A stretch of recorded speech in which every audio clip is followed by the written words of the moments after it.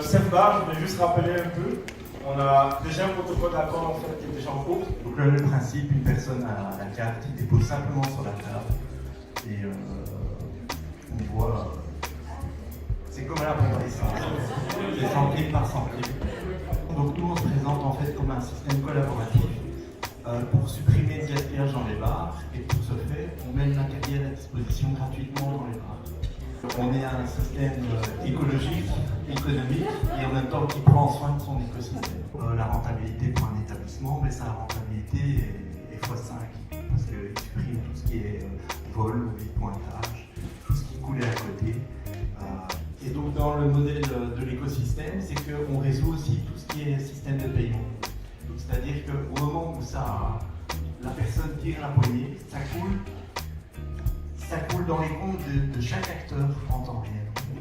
Donc chacun est payé. Le modèle économique de Self-bar, c'est de prendre une commission sur chaque boisson qui coule grâce à la blockchain. On est en mesure de rémunérer nos investisseurs sur chaque boisson qui coule aussi. Donc nous, tous les mois, on réalise du chiffre d'affaires sur la vente de boissons et on sait que tant que les gens vont continuer à boire dans les stades, dans les festivals, dans les bars, on sera payé. Nos investisseurs reçoivent une redevance mensuelle. Et c'est très intéressant en fait pour tout le monde puisque le modèle Self-bar va se dupliquer dans chaque pays de cette façon-là.